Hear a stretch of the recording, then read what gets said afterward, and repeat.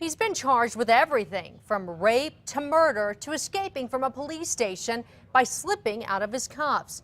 He's managed to slip out of a lot of the charges over the years, but now he may have been done in by not looking at his watch. Here's News 13's Scott Daniels. He's been involved in so many high-profile cases that you wouldn't expect him to get arrested for this curfew violation. But the Parole and Probation Office says this is what could send him back to prison.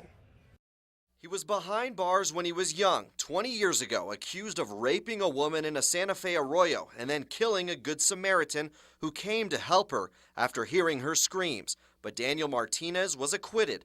His mugshot taken again in 2010 for drug possession.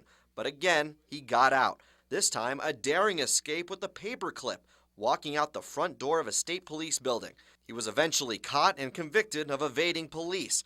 Now he's back at it again. The 47-year-old was arrested on Candelaria and University late last night with a woman police were investigating for prostitution.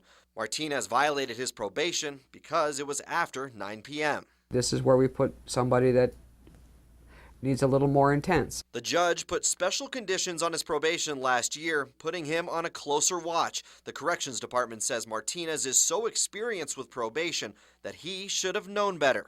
I don't need you out on the street. I don't need you hurting anybody or hurting yourself. You don't need to be out drinking or doing drugs.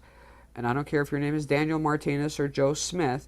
At 9 o'clock, it's 9 o'clock. Martinez is in jail on a no-bond hold and could go back to prison for his violations. Well, that's all up to a judge. Since the woman he was with faces drug charges, that's just another violation to add to Daniel Martinez's long list: association.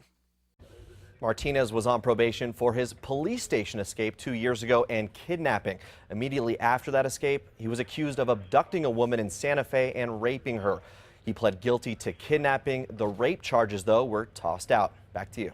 Okay, Scott, Martinez may have gotten away with another crime. He was accused of attacking a woman on New Year's Eve. The charges were dropped after the woman died of an unrelated cause a couple of months later.